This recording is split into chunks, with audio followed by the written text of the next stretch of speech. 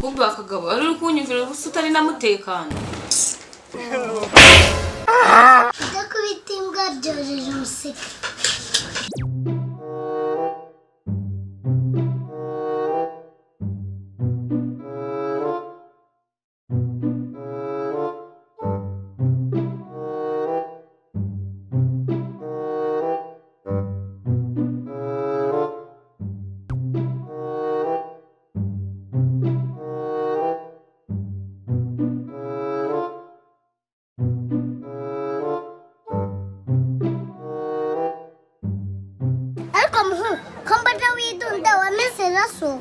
ahubwo se winereye ko mbona wagira ngo wabineyemo abana ra hakose ibi bintu n'ubwa mbere mubonye mwavukiye mwabana Sha ibi ni bwa mbere mbibonye. byose bikora uzabikora kangahe ngo mwabana iyi ni drip from Chicago Ibaze umuntu akugeze minisitiri w'urubyiruko.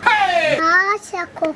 yakangurira urubyiruko kunywa itabi n'amayoga yewe we kuva nava Nyagatare nibwo nabona amadage y'i Kigali Sha uri kavanara yahopaye kweli. wowe uzasubira iwanyu n'amaguru Urumva amaguru azaba yafite.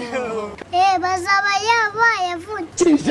mwabana Kigali ni uburyohe urumva yewe Kigali Yesu we Kigali iraryoshye mwabana mwahubwo mwebwe nta gahunda mufite ngo yagurishije isambu zawe bagiye i Kigali Kandi ababyeyi bawe bazi ko bafite umwana i Kigali we. Wahese kari igifufuma bafite. yababa we ako muri fake show Kigali kuyobagiriramo ho mu byibagirwe padipe yahe ko byagushaririye Sha wowe bazahamba bogisi.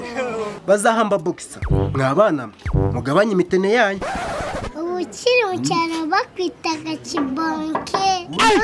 Nusubirayo bazakwita kabavu. azagira imana asubire akiri muzima abana ra wongeye mfitanye gahunda n'urupfu iracyaryoshye we iracyarisa Ikibabaje rero ntacyo uzi. ko mbona ibyinshi bibabaje kuri uyu muntu Ndabona azashinguka n'umudugudu.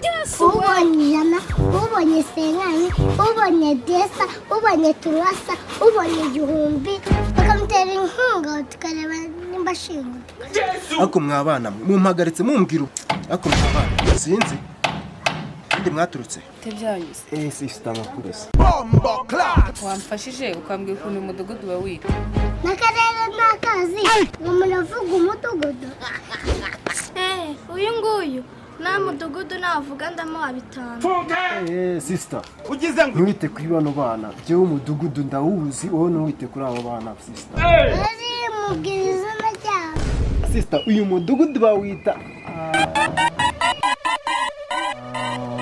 uyu mudugudu bawita wudu dutuyemo sister izi nizo wudu zacu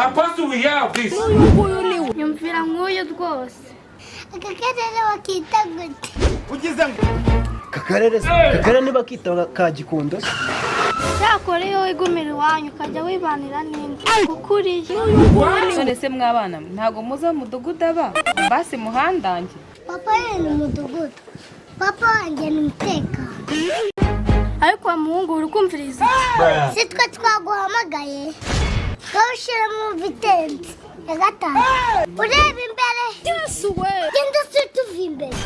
ntabwo tuganira n'injiji n'ubundi muri amadage mwigende n'ubundi muri amadage kandi igende Ndajya nawe winereye. ahubwo waje uparamiye imodoka y'amabuye none se mwandange koko ko ufite ikibazo gikomeye Kugira ngo tukurangire urabanza utubwire ibibazo ufite.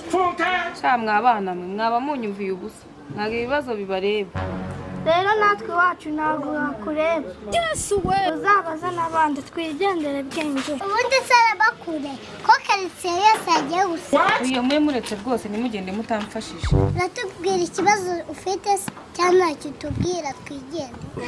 ngo mureke mbabwire rwose kare kose si ubwo wegeraga amata twebwe twimukiye inaha vuba ndi umujene mari ariko mfite umugabo ahora nkubita Muri make yakugize n'ingoma y'abaporosi. nakubita nawe ujye umukubita Twe tuguciye mu ijambo akomeza amabuja. bashakanye ambwira ko atanywa inzoga ariko nasanze ari akazizi Urwo ni urucabana.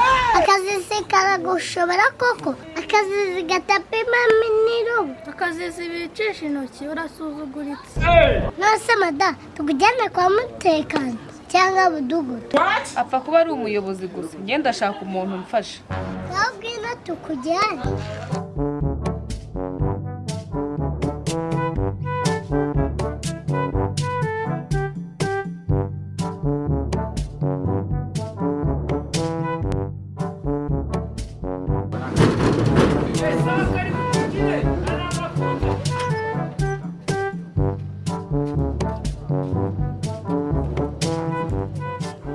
Akose ubwenge noneho uyu muntu muzanye hano bimeze bite?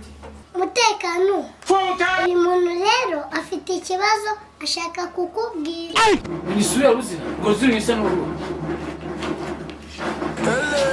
Umva rero uyu mugore duhuriye mu muhanda kandi umugabo we aramukubita. Nambwiye kuri mutekano nawe yiranje. None se Mada ufite ikibazo? Njye mfite umugabo arankubita umva agiye kuzanyica. Ibibazo biranyishe byambanye byinshi niyo mpamvu zo kubarira. Kumva umugabo ari fake cyane. Akwa mfite wewe Musi niwaza nko gucumita kugira umugabo atazajya gukubita njye mfite inzu nini. Kubera nta kintu mubona mwe. Tukazatubyigaho nyuma tukazaganira nawe. Ahubwo sacumbukiye umugabo we mukazaza musindana mukanagwana ko muri abasore. Urabona ukuntu umutekano ashaka gufatirana ye. Njye rwose nkunda umugabo wanjye ndashaka ko mutwunga. Naho ibyo kuba hano rwose sinabishobora kuko ndamukunda cyane. Reka kugabo kawe wakarekana gukubita. Kaza nka kwihera kerega n'ubundi. Ubundi kena uzabonziha. Shamuko waba uhungiye mu muriro ntacyo mwijeje. Umva waba uri kuva mu muriro ihungire kuzimu. Mva mwabana musokenye muri kibazo ntago muzibye urugosha ntago muzibye abagore n'abagabo. Ariko papa urabona rindi wakugira umutekano wibyimbije. None se hamwanzanye ntago ari kwa mutekano. Ubwo se hamwanzanye ni Aka gasindu wakagira umutekano. Wabona ari gushaka kugufata ku ngufu. Nakirondo yarakabuze. Nako mu rugo ntiyakabona. Umutekano araha koko. Shamuko uri guta umwanya wawe kuri aka kagabo k'amafuta. Rata barakubesha ninjye mutekano sine mutekano. Kubera nta kintu mubona mwe. Sobanuye mu muganda. kumbe akagabo ari kunyumvira ubusa utari na mutekano. C'est la vie, c'est la vie. Cyakora amatama yaberanye no kuyakubita. Kudakubita imbwa byojeje umuseke. Afana bacu Lockdown. mureba bwenge nase muri Lockdown. kandi mudukunda Lockdown. turabakunda Lockdown. twihanganire Lockdown. sitwe twabiteye Lockdown. ikiriki Lockdown. iba Lockdown. lockdown Lockdown. niguma he Muraho nitwa Elisa Ineza Kevin. Mukaba muzi ku izina rya Bwenge. Bindukina ni komedi kugira ngo tubakorere munsi nishime.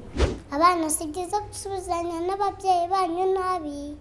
Babyeyi namwe si byiza kubwira abana banyu amagambo akomeretse. Rega nawe sigara bivuze ati nimureke abana batonya bansange nimubabuze kuko ubwami bw'ijuru ari ubwabo. Akandi kantu ndabakunda simugenda mutakaza subscribe kuri Bwenge nasi mwikande hano. Bye bye. yababwiye byose ababwiye bye bye bye bye Bye.